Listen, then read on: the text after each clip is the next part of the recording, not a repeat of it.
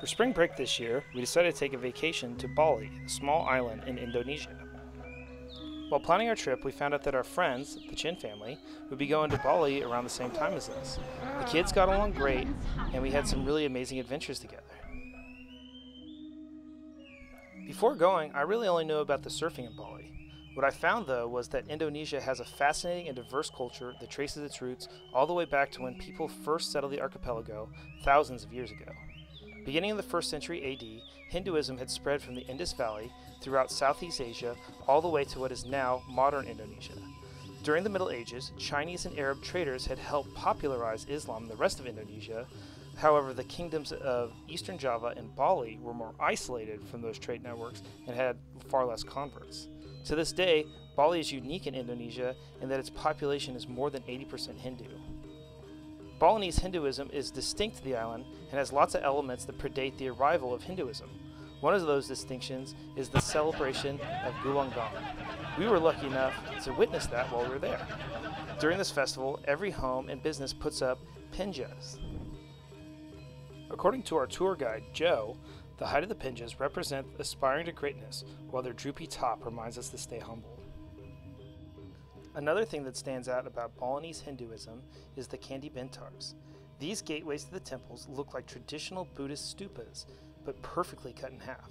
They represent the Balinese concept of duality and the harmony between both light and dark forces.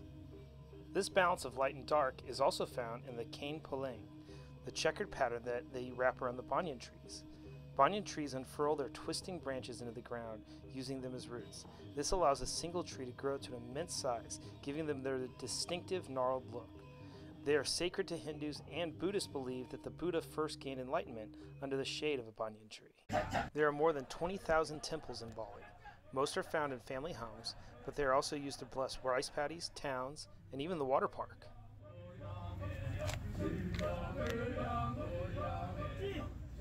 Some of the temples are dedicated to specific animals, like Goa, Iowa Temple, that's built around a bat cave, or this one in Ubud that's filled with monkeys.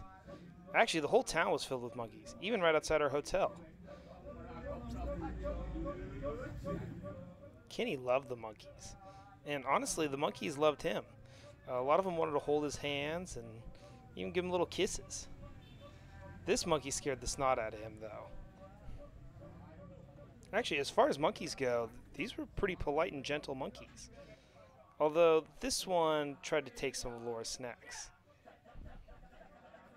Maybe the monkeys loved the kids so much just because they reminded them of other monkeys. There was so much wildlife in Bali. There's lots of snakes, lizards, mongoose. Kenny said he saw a squirrel, and at first I didn't believe him, but he was right, they had those too. One of our hotels had dogs, birds, and even a couple of rabbits.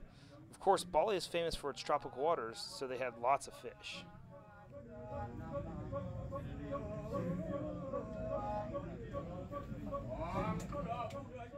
One of the days, we went out snorkeling with the Chins, and it was incredible. Some of the fish were the same as the ones we have in Okinawa, but there were lots of new ones that I'd never seen before. Like these ones that are swimming in perfect formation together. I also thought that the outrigger canoes we went out on were really cool. They were a lot faster and smoother than the boats I usually use at work, and work perfectly for fishing or for taking out snorkelers.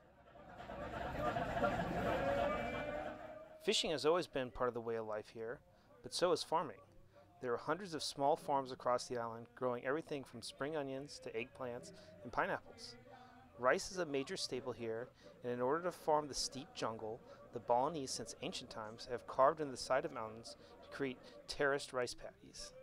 In the 15th century, the West Indies, modern-day Indonesia, fell under Dutch colonial rule. It was said that the sailors of that time could smell the scent of cinnamon and black pepper from the plantations long before they could see what they called the Spice Islands from the deck of their ships. The Indonesians defeated the Dutch, winning their independence in 1949, but to this day, many of those same crops, like coffee and chocolate, are an important part of the Indonesian economy.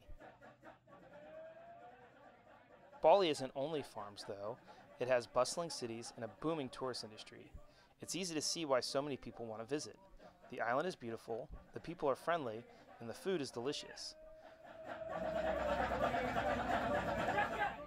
Most of our days there were focused around one big activity coupled with a couple smaller side trips. One day we took a jeep tour that took us up a steep winding path up the side of a volcano where we watched the sunrise.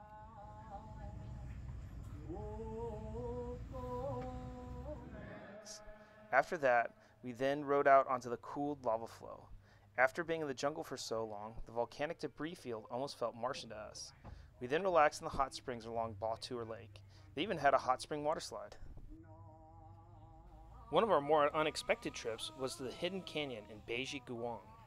We thought we were just stopping to check out a waterfall, but it turned into a full-blown hike through a jungle ravine. It wasn't a planned stop, but it still became one of the highlights of our trip. The canyon was stunning, and we had a blast jumping off the various cliffs along the hike. Kenny was the first one to jump off this waterfall. He didn't even hesitate. Sometimes I'm worried he's a little too fearless. We got a late start on the hike, and it started to get dark, but the kids just kept going, unaware of how tired they were until we got back to the car. After a week of hiking, surfing, and stuffing as much fun as we possibly could into each day, we eventually needed to relax. For that, Joy booked us the fanciest hotel I've ever been to. I mean, look at this bathtub. I've never seen anything like that. We even had our own private swimming pool that we got to eat breakfast in. We had an amazing time in Bali. It was great to catch up with our friends and learn about a part of the world that I never thought I'd be lucky enough to go explore. Thank you for watching, and keep a lookout for when we make a video about our next big trip.